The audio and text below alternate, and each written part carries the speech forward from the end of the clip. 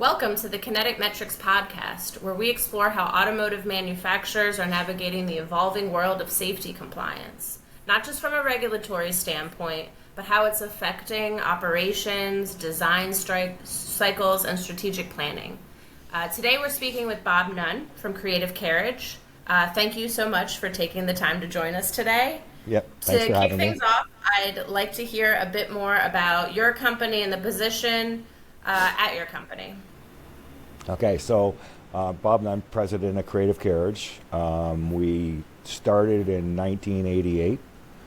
We built the first Canadian compliant wheelchair accessible taxi in Canada. That's sort of where we started and ended up continually evolving from that. Additionally to that, there is an association of both like retail consumer dealers as well as association members, component suppliers, the National Mobility Equipment Dealers Association. I became the first Canadian chapter president in 1996, served as Canadian president for a decade, became Namita USA president for 2 years, and spent 18 years on that board of directors. I also chair all of the technical standards for commercial vehicles in Canada. It's the Canadian Standards Association, so we continue to work closely with those, which are just minimum standards from anything from a wheelchair accessible taxi to a mid-sized bus to a highway coach to a city transit type vehicle. So very involved that way. So that was kind of sort of the highlights of what I've done. So Creative Carriage is kind of continually evolved from that little accessible taxi. So now we pretty much specialize in mid-size, low-floor vehicles, say like the Dodge ProMaster. So we lower the floor on that, so you don't need a wheelchair lift. They're all ramp equipped, low-angle ramps. So that's kind of what we've evolved into now. Awesome. The reason for Namita, Transport Canada really pushed the Canadian Association of Dealers.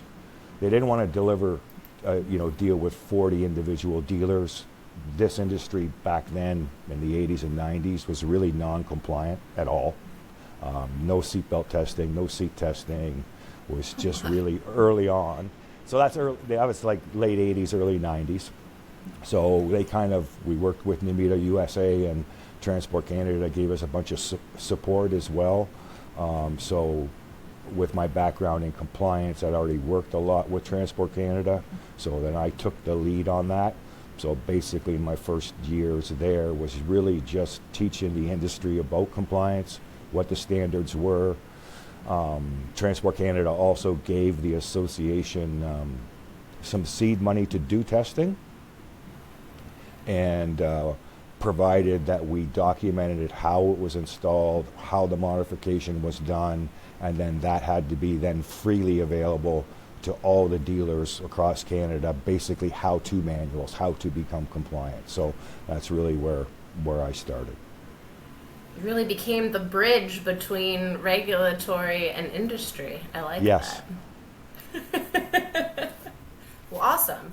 So looking at, now you have, this is great because you have a lot of background now of kind of how standards have really evolved. Like you Yes. said, what happened, what was going on in the 80s to now, because I even see in American standards, they were written in the late 70s, and we're kind of seeing how that evolution has spanned, or how it hasn't, or it's roadblocked things moving forward. So from your vantage point now, what would you say is the most significant kind of safety compliance trend or regulatory shift that you're really keeping a close eye on right now? Really, everybody's really looking sort of on the electric side. If you were looking to upfit something electrical, what does that mean? How do you interface to get through that testing? So we're looking to see where that's going. One of the challenges is, as vehicles become lighter for better fuel efficiency and those types of stuff, so to do any type of a large upfit becomes more and more challenging, so that you're not over axle weight or you're not dropping a 5-passenger vehicle to a 2-passenger vehicle. So that becomes, a challenge.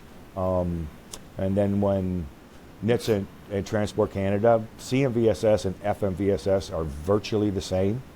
Outside of unbelted 208, we don't have unbelted 208, just belted. So that's one of the few differences. There's really not that many. They're very much aligned, and they're continuing to try and align themselves. So it's the same compliance throughout North America.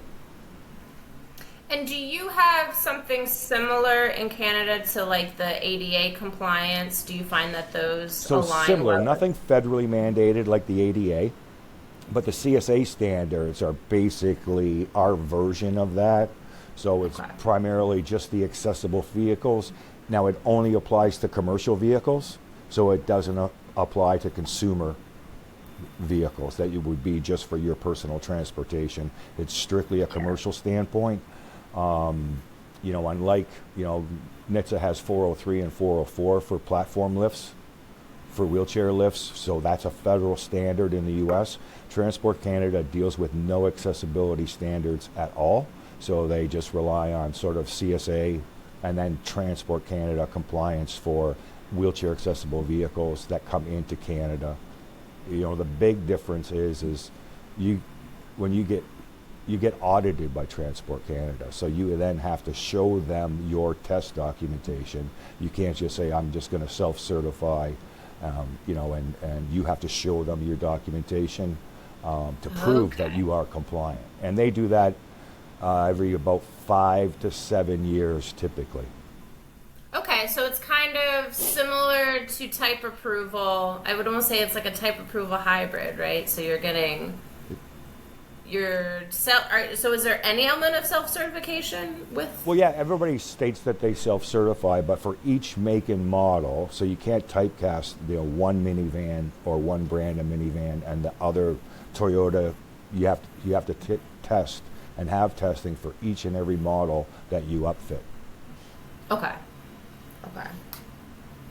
So like self-certified hybrid, I guess I would call that.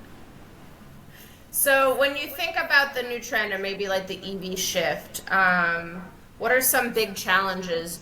Are you experiencing big challenges across your product lines right now with that? We're not. We've really looked at it hard a few times, but we just don't see, we don't really see the market there. I mean, municipal transit is really the primary source of electric vehicles, the primary purchaser, because they're so expensive.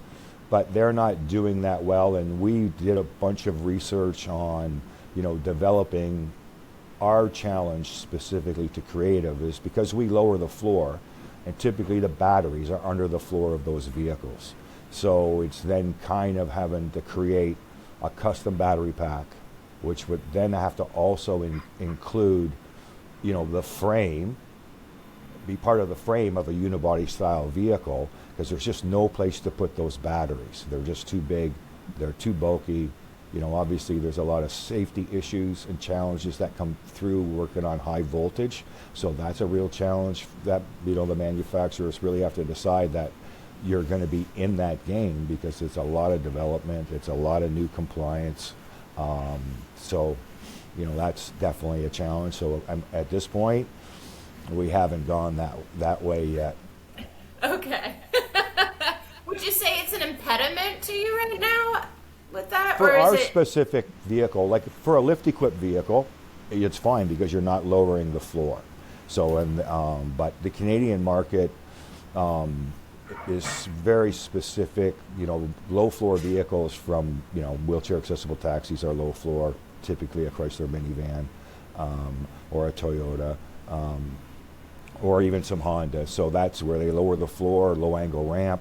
So there's no place to put those batteries. So that becomes a challenge even on the minivan or accessible taxi side. On the mid-sized vehicles, it's a challenge because you're just moving that battery pack too close to the ground, and there's just obviously a lot of risks there. But for an electric vehicle that's wheelchair lift equipped, you don't have to cut the floor. Right, you just have to add an accessible doorway big enough for the lift to come out. So For that segment of the market, it's you can do those vehicles with very little compliance, right? Because you're bolting in a wheelchair lift, you have seats to install, wheelchair tie downs to install, so there's not a lot of compliance there. But if you're gonna lower that floor, then there's a full round of compliance, everything from crash testing, and it's a big undertaking, and you really have to decide that you're going to really get the volume, because it's hard to spread out that cost of compliance depending on your scale of production.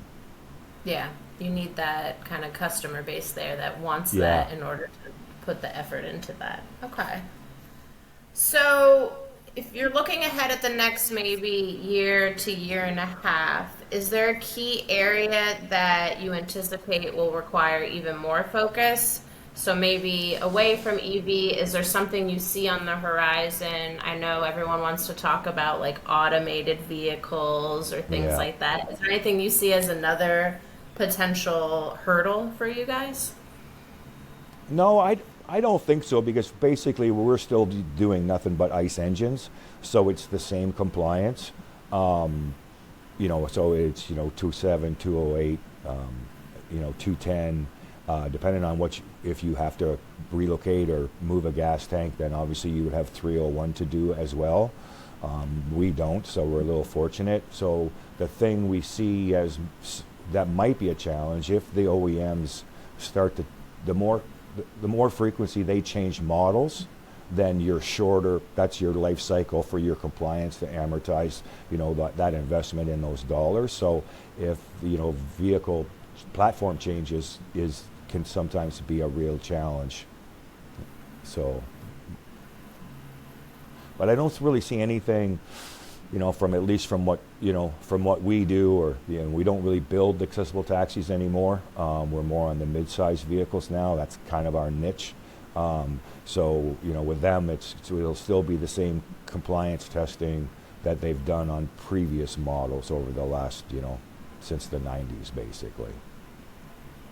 So no automated systems over No, there. we've not really seen anything. I know everybody's kind of working on it, but we really haven't seen anything sort of come to market, and to know what that would be. So we haven't done any research into what that compliance would be for those types of vehicles. Well, I'd say that's still in development, even Yeah. from the regulatory side, right? I think Yep. they haven't fully grasped what it is they're going to be doing with that. So it'll be interesting to see how it affects or doesn't. Hopefully, maybe doesn't overly affect Yeah. people moving forward.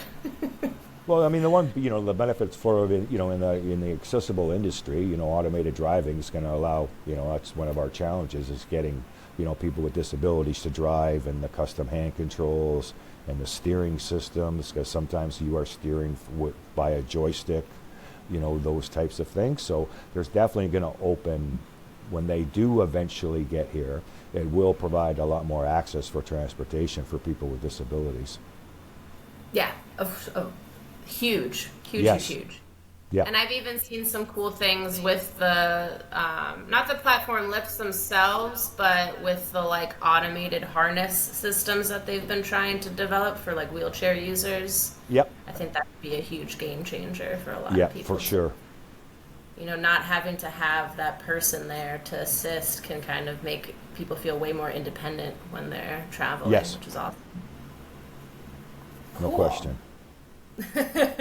So I like to wrap up usually with my final thought of thinking about some of these changes on the horizon. If you could have kind of one change or like the one wish for next year with regards to compliance, what would you like to see happen in this space, or something that would kind of really open doors for you guys? This is my pie in the sky question. Wow. I don't, off the top of my head, I mean, I would like to see them not change the standards very much by adding, higher speeds for crash testing, those types of things. Like when they previously went to higher speeds, when we did our compliance on our first van, per se, for 301, we did all 3 hits to a single vehicle. front, then rear, then side, and got through it. Obviously, it's at a disadvantage, but I mean, we were building, 80 of them per year, so it's really hard to, amortize that, because that's just where the taxi market was in Canada back then.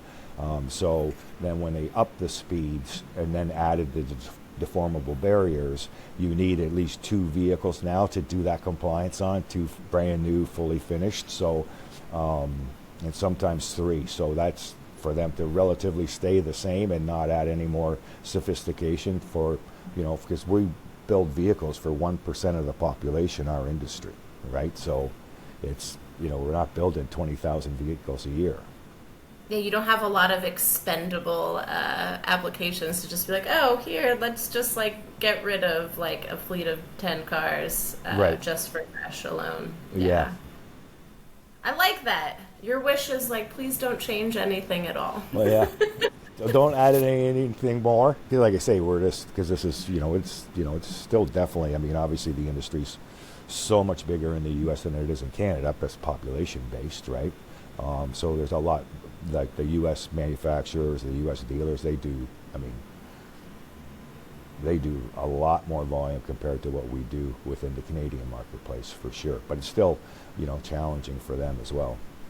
Yeah. Do you think Canada does a good job of kind of making, like, I know we try to always stay in parallel, so like you have your FMVSS and CMVSS, but are they good at maybe understanding like our market is different, we have a lot more, like we have smaller applications? Because I've worked with Transport Canada before, and I was always jealous of them because they have a little bit more leniency with how they operate, but they're like, well, we have much smaller fleets than you do in the U.S. Yeah. You guys have, maybe 3 times more vehicles on the road than we have to worry about. So yeah. Do you think that they work well with kind of catering it to your market? Well, they have. I mean, we have, they have in the past, and they recognize who we are, and they've typically taken, since, the Meet of Canada Forum, taken a pretty, really good approach, to the, where it's kind of education first, which is what they first started doing and working together. And then, they are, sort of, they've always been adamant about, writing exceptions to standards. But we worked with them and got, an exclusion written into 208, because if you're driving from your wheelchair, there's no seat. Sometimes the hand controls that you're going to put on, there's no steering wheel. So there's no airbag, right? Because they're driving with a joystick and there's no steering wheel there. So they actually wrote us an exception into a federal standard, which I think is the only one there, and it's specific for wheelchair accessible vehicles only. So they've been really good, and yes, they take a pretty similar approach. They work closely with NHTSA and keeping standards, at least, for the majority of the industries, they want it uniform between Canada and the U.S. They don't want to have it unique standards. So, and the one benefit we have is, it always seemed kind of absurd to me that when you do 208, you had to do belted and unbelted. Like, you got a seatbelt there, and seatbelts are law. They mandate click it or ticket, yes. But then they still test for the other. So and we only have the belted. They didn't make us do the unbelted, which I thought was great. Yeah, we still cater to bad behavior over here, is how it seems. You should always be wearing those seatbelts. Yes. Well, awesome. So these are great insights, Bob. I want to thank you for being so candid, and it's been fun exploring the landscape, especially for seeing how things maybe are different between America and Canada in the regulatory space. So right. Appreciate it. No, thanks. I appreciate it.